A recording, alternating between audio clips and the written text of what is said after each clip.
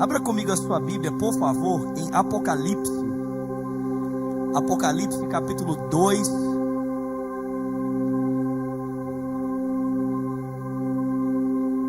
Apocalipse capítulo 2.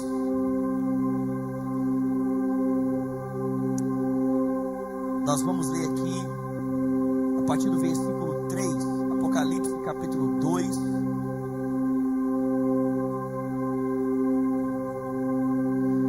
A partir do versículo de número 3. Quem achou diz eu achei. Quem não achou diz eu vou ler no telão. Isso. Apocalipse 2, versículo 3 diz: você tem perseverado, você tem suportado os sofrimentos por causa do meu nome, você não tem desfalecido. Versículo 4. Contra você, porém, tenho isto: você abandonou o seu primeiro amor. Lembre-se de onde você caiu, arrependa-se e pratica as obras que você praticava no princípio. Se você não se arrepender, virei a você e vou tirar o candelabro que está no lugar dele. Versículo de número 7 agora, por favor. Aquele que tem ouvidos ouça o que o Espírito diz às igrejas. Ao vencedor darei o direito de comer da árvore da vida, árvore que está no paraíso de Deus. Vamos orar. Senhor, essa é a tua palavra, nós queremos ouvir a tua voz. Te pedimos, dá-nos olhos para ver, ouvidos para ouvir e um coração sensível para receber cada palavra que o teu Espírito deseja falar ao nosso coração. O pregador dessa noite, Senhor, conceda-lhe graça para que no abrir da sua boca somente a palavra do Senhor seja ouvida e nenhuma outra. É o que nós pedimos e agradecemos em o nome de Jesus, e quem crê diga amém. Eu acho que todos nós aqui temos acompanhado o conflito que tem acontecido entre Israel e o Hamas. Quantos têm acompanhado as notícias?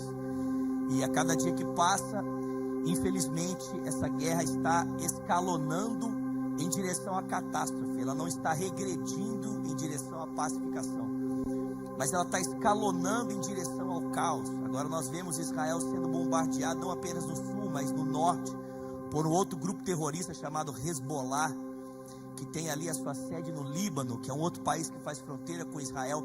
E é óbvio que por causa disso começa a surgir no meio da comunidade cristã e até mesmo no mundo como um todo uma certa agonia quanto aos eventos do fim.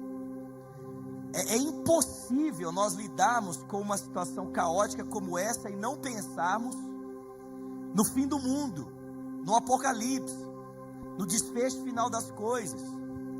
Mesmo porque o próprio Jesus nos alertou que os últimos dias seriam marcados por guerras e rumores de guerras. Então as pessoas começam de alguma forma a acompanhar as notícias e elas querem de alguma maneira linkar os eventos que estão acontecendo nesse momento da história com as profecias bíblicas, e elas querem de alguma forma entender, porque elas querem estar preparadas para esse momento. É verdade que alguns fazem essa especulação com a finalidade de zombar da palavra de Deus, mas para nós que somos cristãos e entendemos que a Bíblia é o testemunho verdadeiro a respeito da história e da pessoa de Cristo, a gente não quer ficar de fora desse evento, amém, meus irmãos? Porque toda a nossa vida converge para Ele. Você pode dar glória a Deus por isso? A nossa vida se divide entre dois momentos, amém, queridos? O primeiro momento é quando nós conhecemos a Cristo, e o segundo momento é quando nós vamos nos encontrar com Ele. Alguém pode dar glória a Deus por isso aqui? A sua vida está dividida nesses dois encontros: o dia que você conheceu Jesus e o momento que agora você se prepara para se encontrar com Ele. Ou seja, nós queremos estar prontos para isso. E é por isso que uma cena de caos como essa no mundo à nossa volta desperta a nossa curiosidade a respeito dos eventos do fim. E é verdade que Apocalipse é um livro que fala a respeito dos eventos do fim. O livro começa com o último apóstolo vivo preso em um cárcere chamado Patmos, numa ilha chamada Patmos, e a Bíblia diz que ali Jesus vem ao encontro. A Bíblia diz que no dia do Senhor, possivelmente no domingo, o Senhor vem e se revela a João. E a Bíblia diz que quando João volta para ouvir quem fala com ele, ele contempla Jesus de uma forma como ele nunca havia visto. E muitas coisas a respeito de Jesus mudaram. A última vez que João viu o Senhor foi na sua ascensão aos céus, e até ali parece que Jesus não tinha ainda o conhecimento completo de todo o desfecho do plano de Deus. Mas agora, uma vez exaltado à direita de Deus e completo na sua humanidade, totalmente glorificado e completo na sua divindade, sentado à direita de Deus, Jesus agora tem o conhecimento total do plano de Deus. E ele espera revelar esse plano para João. É por isso que ele fala para ele: escreve as coisas que estão acontecendo e ainda aquelas que hão de acontecer. Aquele conhecimento que o filho não possuía enquanto estava na carne, na realidade humana, agora é disponível para ele. E é por isso que ele endereça esse livro para a igreja, a fim de preparar a igreja, trazendo a João o conhecimento dos eventos presentes e também uma preparação para os eventos do fim. Tem alguém comigo aqui? Só que, irmãos, mais importante, ou tão importante, vou colocar assim, vai ficar melhor, tão importante quanto os eventos do fim, é o que Cristo pensa a respeito da sua igreja. Amém? Porque esse livro não começa com Jesus falando nem do evento presente, nem do tempo presente, nem do momento futuro. Começa com Jesus falando o que ele pensa da sua igreja. Se nós queremos estar preparados para o tempo do fim, nós não devemos apenas estar preocupados com o que Jesus sabe sobre o que está acontecendo agora, e nem devemos estar apenas preocupados com o que Jesus sabe a respeito do futuro. Se nós queremos estar preparados para o tempo do fim, nós também precisamos nos preocupar com o que Jesus pensa a respeito da sua igreja. Amém, irmãos? Porque a opinião mais importante sobre a igreja não é a minha, não é a sua, mas é a do dono da igreja. O nome dele é Jesus Cristo de Nazaré. Alguém pode dar glória a Deus aqui? Então, não é que não seja importante você saber de que maneira o plano de Deus se relaciona com o que está acontecendo, e não é que não seja importante você saber de que maneira o plano de Deus se relaciona com o futuro, mas também é importante você saber o que Jesus pensa a respeito da sua igreja. Aliás, se eu tivesse um tema para essa mensagem, é o que Cristo pensa da igreja. E você sabe a opinião de Jesus sobre a igreja nessas 7 primeiras cartas que ele endereça às igrejas. Você sabe que são igrejas reais, porque se você ler a Bíblia, você lê o Apocalipse, você lê Atos, você vai ver que eram igrejas reais, elas de fato existiam. Mas é óbvio que não existiam apenas 7 igrejas, existiam mais. Além dessas 7 igrejas, a própria Bíblia descreve a igreja de Corinto, a igreja dos Gálatas, Listra, Derbe. A Bíblia descreve muitas outras igrejas que não são mencionadas por Jesus. Então, por que afinal de contas ele endereça somente 7? Porque 7 no Apocalipse é o número da perfeição. 7 igrejas diz respeito a toda a mensagem que Cristo tinha para trazer para aquela igreja daquele tempo, mas também o que Cristo pensa da sua igreja em toda a história. Ou seja, se nós queremos saber o que Jesus pensa da igreja dos tempos de hoje, é muito simples. Nós só precisamos ler o que ele falou com as igrejas daquele tempo, porque a opinião dele sobre a igreja não mudou. Amém, queridos? E por que a opinião de Cristo sobre a igreja não mudou? Porque ele continua tendo conhecimento da igreja por se relacionar intimamente com ela. A percepção de Jesus da igreja não vem de informação de terceiros, não vem de uma carta que alguém mandou para ele. A opinião de Cristo sobre a igreja vem porque ele é aquele que caminha entre os 7 candelabros de ouro. E a Bíblia diz que os 7 candelabros são as igrejas. Ou seja, o que Cristo pensa a meu respeito, a seu respeito, não vem da opinião que alguém levou até ele sobre mim e você. Não, Jesus conhece você. Hoje mesmo ele está andando aqui no nosso meio, olhando para cada um de nós com olhos como chamas de fogo. E é esse conhecimento íntimo que dá a ele a capacidade de ter um discernimento profundo a respeito de quem de fato nós somos. Amém, irmãos? Então são 7 por quê? Porque expressa a totalidade do que Jesus pensa da igreja naquele tempo e também nos nossos dias.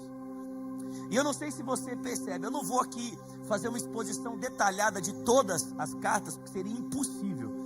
Mas todas as cartas, as 7 cartas, falam de 2 assuntos que são comuns.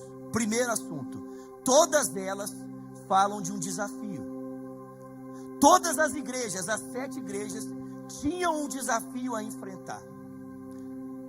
E ao vencerem esse desafio, elas receberiam uma promessa. Se nós queremos saber o que Cristo pensa da igreja, nós precisamos entender que essa opinião de Jesus envolve o desafio que se apresenta entre nós e a vontade dele, amém? Se apresenta entre nós e o cumprimento de promessas. E nós só vamos ter acesso a essas promessas que Cristo pode colocar à nossa disposição se nós vencemos os desafios que se colocam entre nós e o cumprimento da sua vontade, entre nós e o cumprimento das suas promessas. Eu só quero te lembrar que essas promessas, todas elas, as 7 que estão descritas aqui, todas elas têm a ver com um aprofundamento ainda maior na nossa relação com Jesus. Ou seja, o que Cristo promete nos dar não é algo externo a Ele. Porque, irmãos, não teria nada melhor para Cristo nos dar do que Ele mesmo. Não, pelo amor de Deus, gente, vocês não estão comigo. Vou repetir isso aqui, amém? Para ver se alguém acorda e me ajuda a pregar esta noite, amém? Presta atenção, não existe nada melhor que Cristo possa nos dar do que Ele mesmo. Irmão, presta atenção, se você tem a expectativa de que Cristo te dê alguma coisa que seja melhor do que Ele, você ainda não conhece quem Ele é. Porque o melhor que Cristo pode te dar é Ele mesmo. Amém, meus irmãos? É por isso que o próprio Deus, quando Ele quer fazer a nossa vida caminhar na direção do gozo, da alegria plena, o que Ele nos promete é uma revelação mais profunda dele mesmo. Porque não existe nada melhor para nós termos na nossa vida do que mais de Deus na nossa vida, mais da sua presença. Alguém pode dar glória a Deus por isso aqui? Irmãos, se existisse algo melhor para Deus nos dar, Ele nos daria, mas como Ele sabe que do que melhor existe, Ele é o melhor, então Ele sempre promete nos dar mais dele mesmo. Amém? E, irmão, é verdade que se nós temos mais dele, nós encontramos as outras coisas que precisamos, mas não são realmente definitivas ou essenciais nessa pessoa que é o próprio Cristo. Amém? Ou seja, o que Jesus está dizendo a respeito dessa igreja é: olha, o que eu penso sobre você é, eu tenho mais para te dar de mim mesmo. Mas se você quer ter mais de mim nesse tempo, você precisa vencer desafios.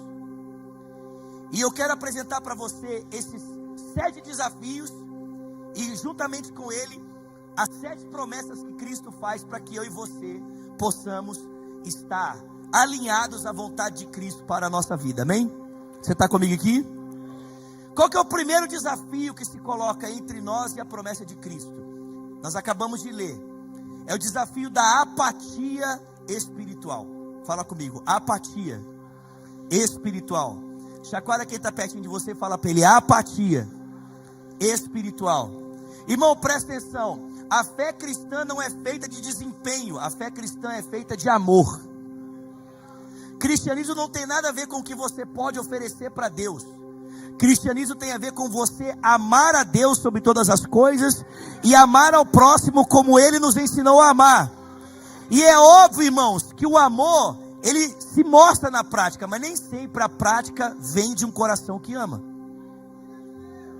Essa é a denúncia de Jesus muitas vezes para os fariseus. Essa é a denúncia de Jesus para essa igreja. E essa é a denúncia de Paulo para a igreja de Corinto em 1 Coríntios capítulo 13. Ele fala, nós podemos fazer muita coisa, mas se a gente não tiver amor, isso não serve de nada. Éfeso era uma igreja que tinha muita coisa, mas não tinha amor. Jesus disse para ela, olha, o desafio que eu tenho para você é, você precisa vencer essa apatia espiritual. Porque eu não estou atrás do que você pode oferecer para mim, eu estou atrás do seu coração. O que eu quero de você é o seu coração por inteiro e não o que você pode me dar. Tem alguém comigo aqui esta noite? O que eu estou atrás é do seu coração e não do seu desempenho. Tem gente que acha que a fé cristã é desempenho. Fé cristã não é desempenho. Fé cristã é relacionamento. é relacionamento com Deus. Então a gente pode ter um desempenho maravilhoso, mas se internamente falando, o nosso amor por Deus já não é mais como ele era antigamente, nós estamos em um estado de apatia. E se nós queremos ter acesso a essa promessa, a promessa diz, aquele que tem ouvidos ouça que o Espírito diz às igrejas: ao que vencer darei o direito de comer da árvore da vida que está no paraíso de Deus. Irmãos, a árvore da vida faz referência àquela árvore que estava lá no jardim do Éden, amém, queridos? Da qual Adão foi privado exatamente porque negligenciou o amor a Deus.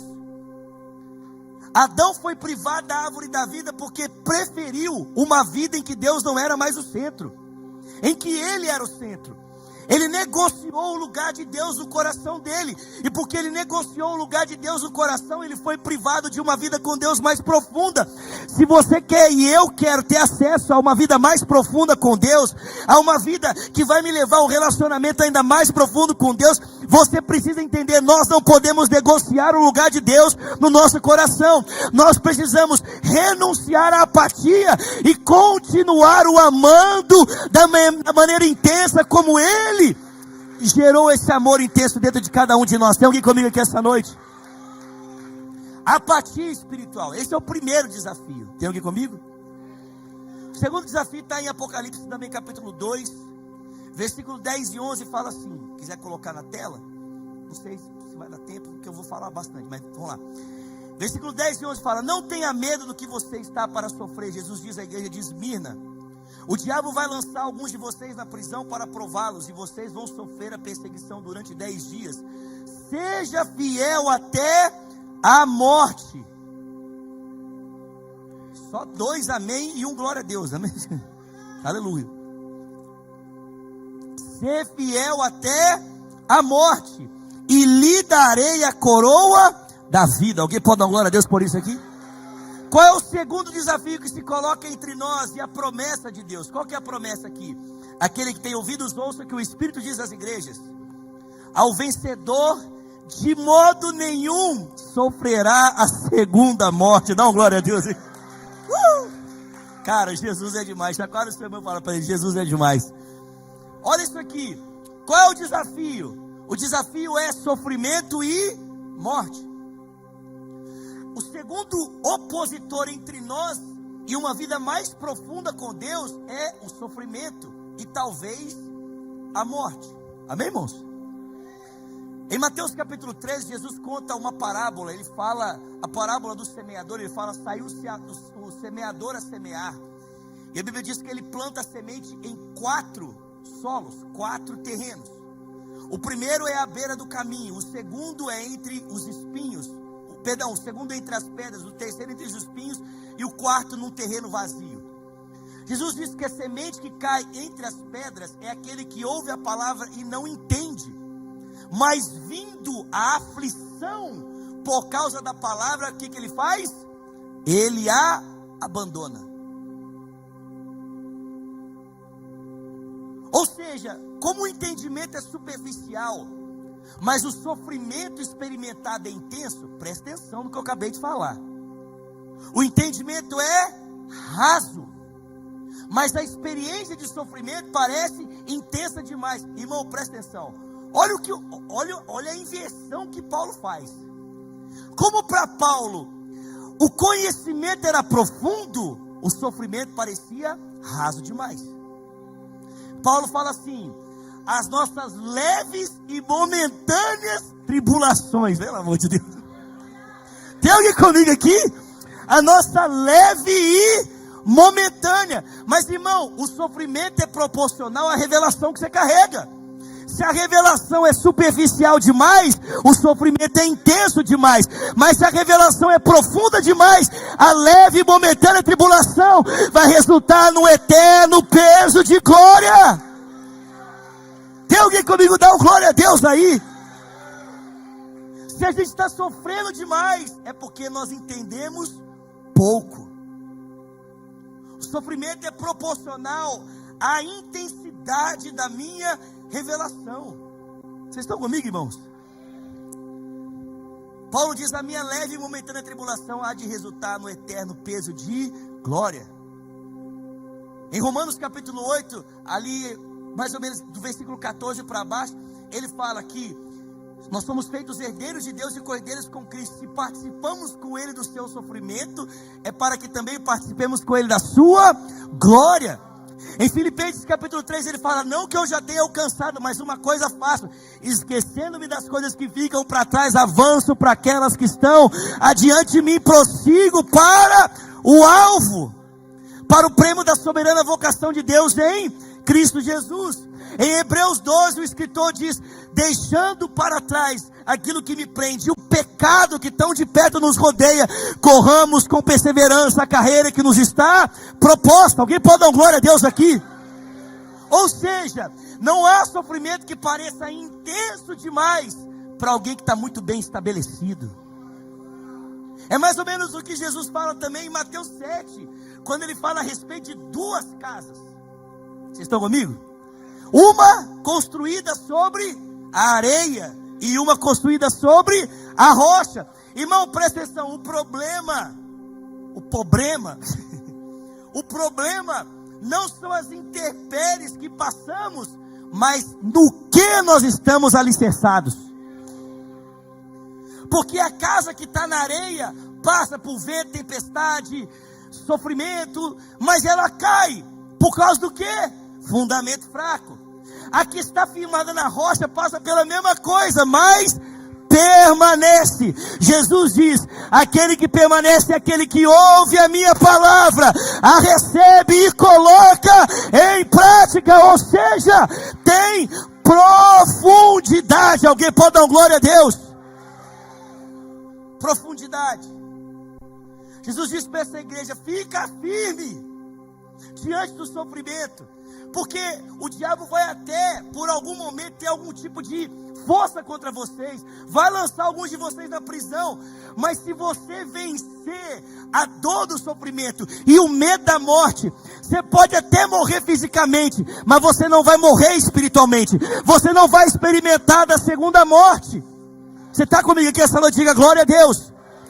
Pastor Márcio Valadão fala uma frase que eu gosto muito. Ele fala assim: quem nasce uma vez morre duas vezes, quem nasce duas vezes morre uma vez só. Quem entendeu diz: eu entendi. Quem não entendeu fala: não entendi nada. Isso, vou repetir. Quem nasce uma vez, ou seja, quem nasce só o nascimento natural, vai morrer duas vezes. Por quê?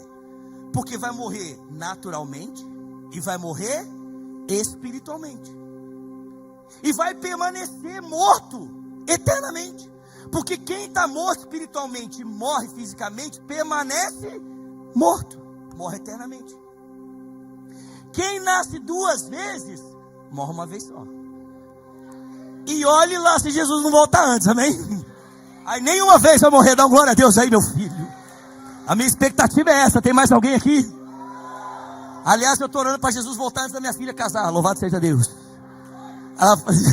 Ela faz 1 ano amanhã, meu pai. Volta logo, Jesus.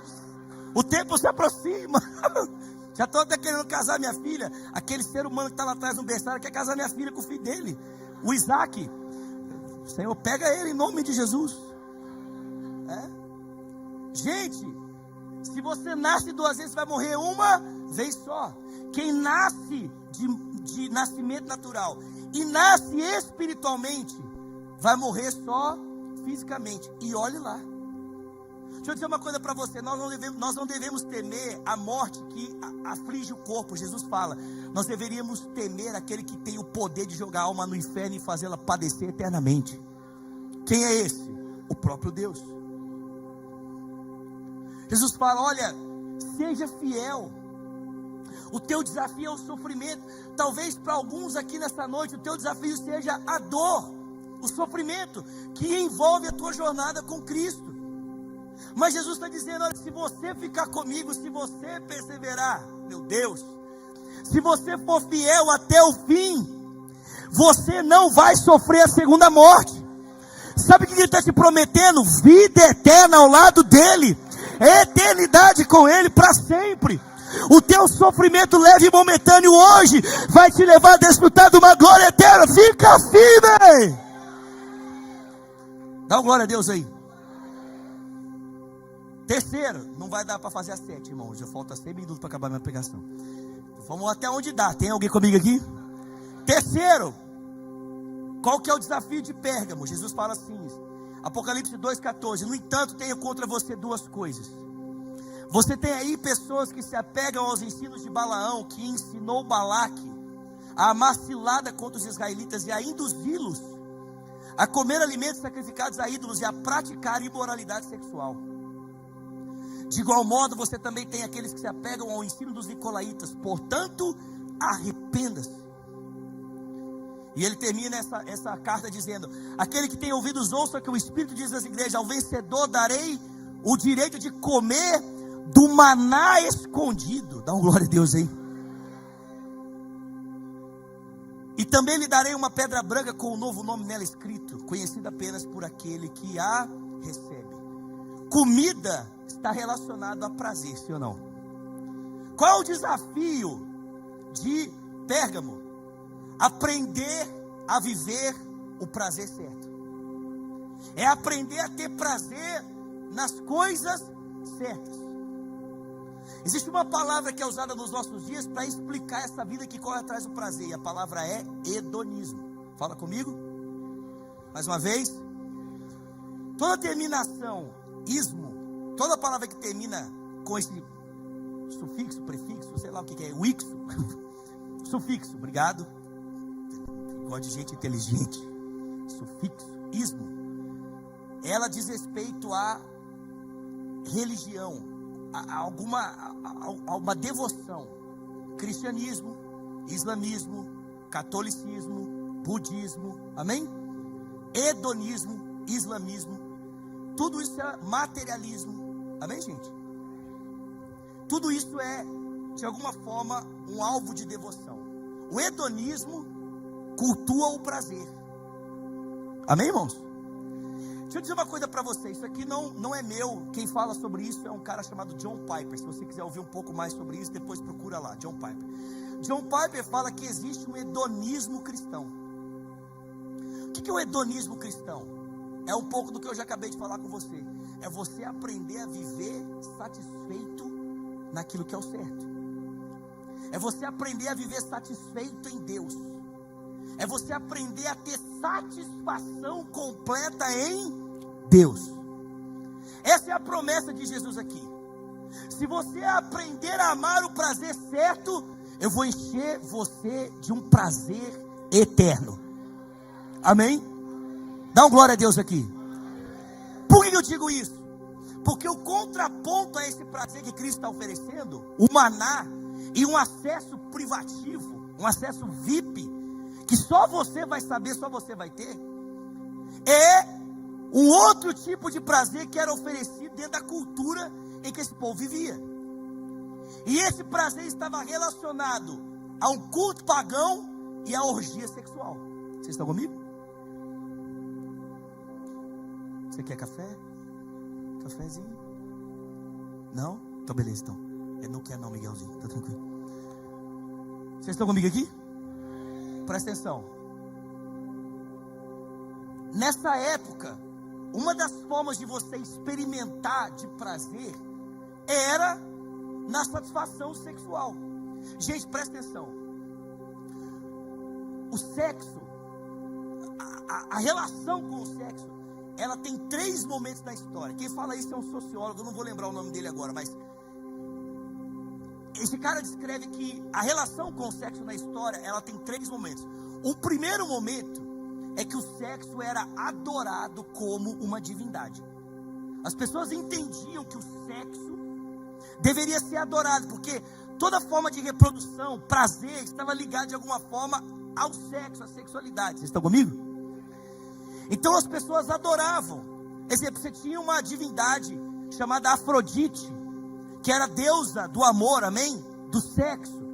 Você tinha outra, Diana dos Efésios. Você tinha Astarote na cultura babilônica. Vocês estão comigo? Então as pessoas se relacionavam com o sexo como se ele fosse uma divindade, a qual eu deveria cultuar e não me negar a qualquer tipo de devoção que essa divindade me pede, para que eu possa reproduzir e para que eu possa me saciar, possa ter prazer. Então, se você estudar as culturas antigas, e até mesmo muitas culturas do mundo hoje, cara, não existe padrão. Por quê? Porque o sexo é visto como uma divindade. Vocês estão comigo? O cristianismo mudou isso. O cristianismo ensinou as pessoas a entenderem que o sexo não era divino. O sexo também era uma criatura do Criador. E como parte da criação, o sexo deveria respeitar a ordem do Criador. Tem alguém que pode dar glória a Deus? E qual é a ordem do Criador? A ordem do Criador é que o sexo seja desfrutado dentro de um contexto chamado matrimônio. Na cultura, gente, só para vocês terem ideia, na cultura romana, a perversidade sexual era tão grande, antes do cristianismo mudar essa percepção, que o pater família, que era o cara responsável pelo núcleo familiar, pela família, ele tinha o direito de deitar e fazer sexo o que ele quisesse dentro daquela casa. Se ele quisesse deitar com a filha, ele podia. Se ele quisesse deitar com a filha do escravo, ele podia. Se ele quisesse deitar com a escrava, ele podia. Ele podia fazer o que ele quisesse. O cristianismo vem e diz que não. O sexo não é uma divindade que você cultua. O sexo faz parte da ordem criada. E Deus então ordenou que existe uma forma saudável de ele ser vivido dentro da estrutura do casamento. E irmãos, presta atenção.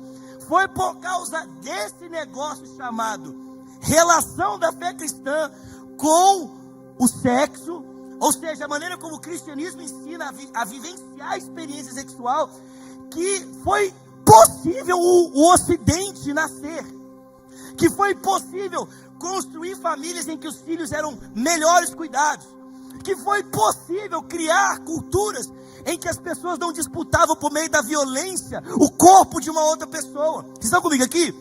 Que foi possível controlar, vou usar uma expressão forte aqui, mas esse canibalismo sexual que transforma o outro no objeto e que eu devoro ele para satisfação do meu prazer.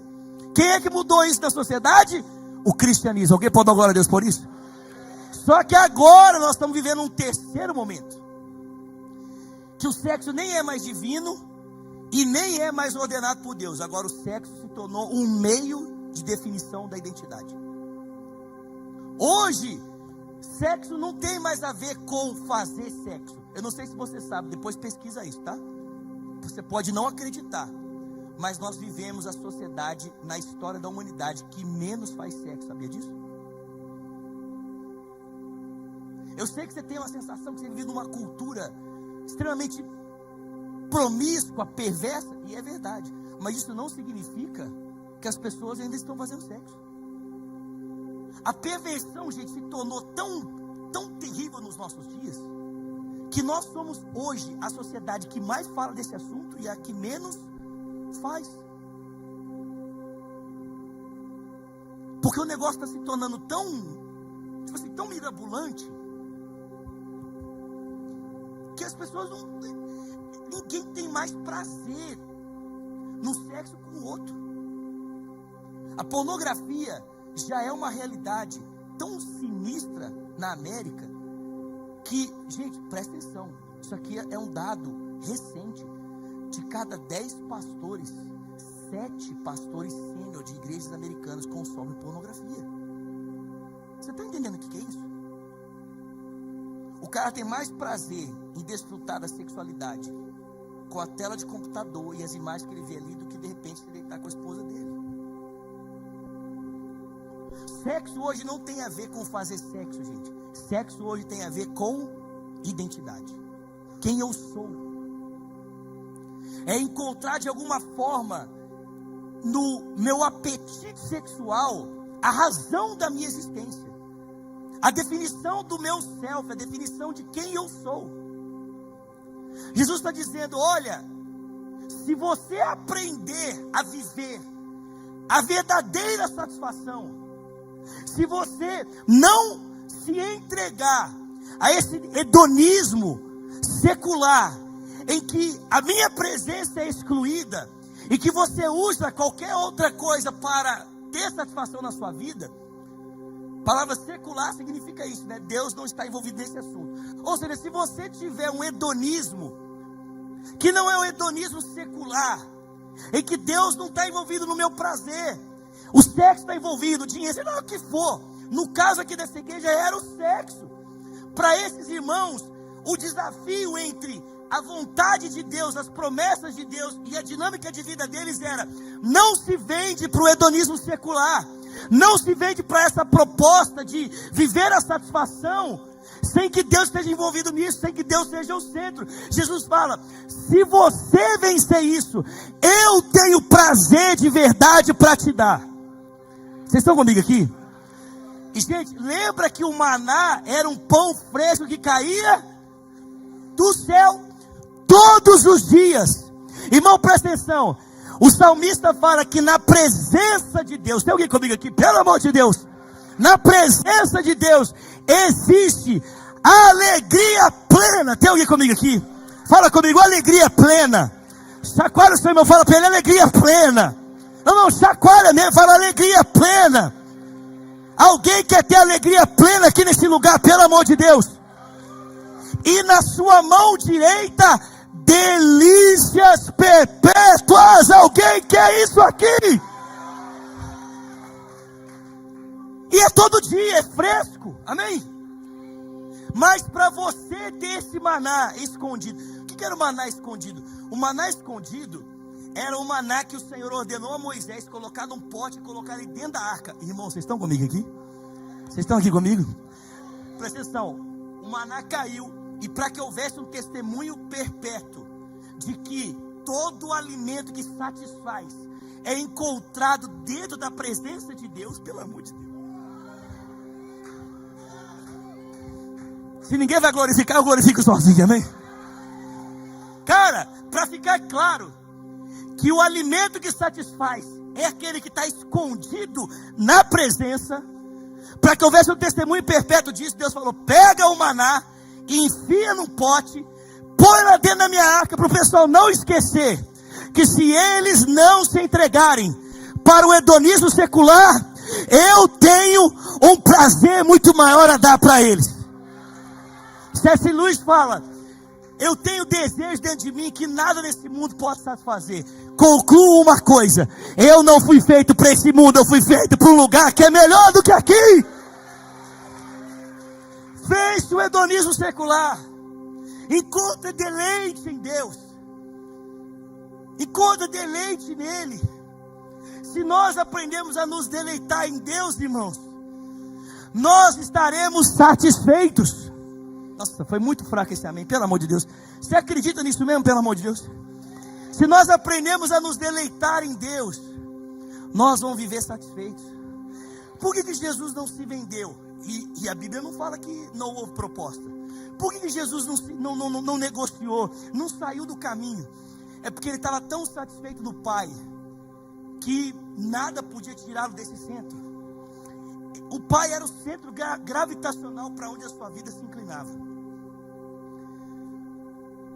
Irmão, presta atenção, Jesus era tão satisfeito no Pai dele, que quando no deserto, no meio da ausência, foi oferecido para ele a possibilidade de se alimentar, mas sem que o Pai tivesse envolvido, sabe o que Jesus falou? Eu prefiro a fome na companhia do meu Pai do que a provisão na ausência dele. Tem alguém comigo aqui? Eu prefiro estar com o meu Pai na falta do que na provisão sem ele. Jesus era tão satisfeito no Pai, irmãos, que o que ele menos desejava era estar separado dele. Seu amor era intenso, era imenso pelo Pai. E o desejo de Deus para nós é que a gente viva nessa mesma dinâmica de vida. É que a gente esteja tão satisfeito em Deus, que nada nesse mundo vai fazer sentido. Vocês estão comigo aqui, pelo amor de Deus?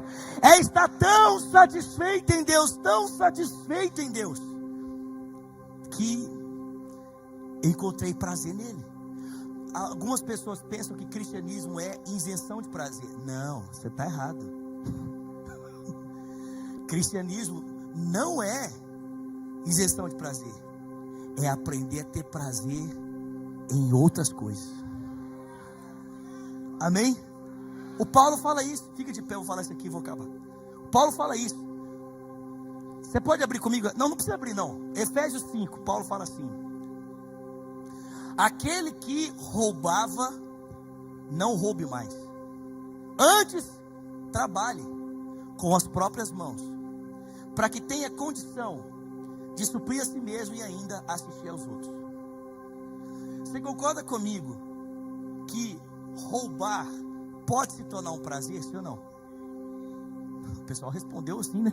Sim! Somos brasileiros, entendemos bem disso, né? Não no sentido de que a gente vive isso, mas a gente, entenderam? Quem entendeu? Ontem eu falei com os alunos na aula que na parábola dos bodes e das ovelhas, presta atenção nisso aqui, Jesus vai separar o bode das ovelhas, amém, irmãos? Está lá em Mateus 25. A Bíblia diz que os bodes serão colocados à esquerda e as ovelhas à... Quem entendeu? Ovelha, bode, ovelha, bode. Fica a dica, amém? Tô brincando, mas estou falando sério. Gente, roubar pode envolver prazer, porque o ato de roubar pode envolver os sentidos, os meios sensitivos. Se você usa a mão para roubar, seus sentidos estão sendo usados ali. Envolve emoção, adrenalina, e pode envolver um vínculo de aliança profundo. Se você estiver roubando com outra pessoa, ainda tem uma dinâmica de confiabilidade, de aliança ali, sim ou não? Ou seja, uma pessoa que se habitua à prática do roubo, ela desenvolve um prazer em fazer isso. Dizer para ela somente você não pode roubar não é suficiente, sabe por quê? Porque você vai tirar uma prática e vai deixar o quê? Um vazio. É necessário ensiná-la a ressignificar o prazer que o roubo pode oferecer. É por isso que o Paulo fala assim: aquele que roubava, não roube mais, antes trabalhe. E trabalhe com o quê? Com as mãos, para que tenha condição de suprir a você e ainda de suprir o outro. Sabe por quê? Porque melhor do que você colocar comida na sua boca é você colocar comida na boca de alguém que está morrendo de fome. Melhor do que você fazer algo por você é o prazer de você assistir alguém que você sabe que está precisando. Eu tenho certeza que todo mundo aqui já experimentou isso alguma vez. Você faz um negócio para alguém, nem foi para você, mas você ficou mais feliz de fazer para o outro do que se tivesse feito por você. Quem aqui sabe o que eu estou falando? Irmão, presta atenção. Deus quer te ensinar a ter prazer nele. Ele tem um maná escondido para você. Ele tem uma pedra branca com o seu nome escrito. É um acesso restrito. Ele não vai dar para qualquer pessoa. Ele vai dar somente para aqueles que decidem viver o prazer na sua presença. Você pode levantar suas mãos esta noite, abrir os seus lábios e dizer: Senhor, eu não quero ser vencido pela apatia, eu não quero ser vencido pelo sofrimento, eu não quero ser vencido pelo amor desse mundo, eu quero amar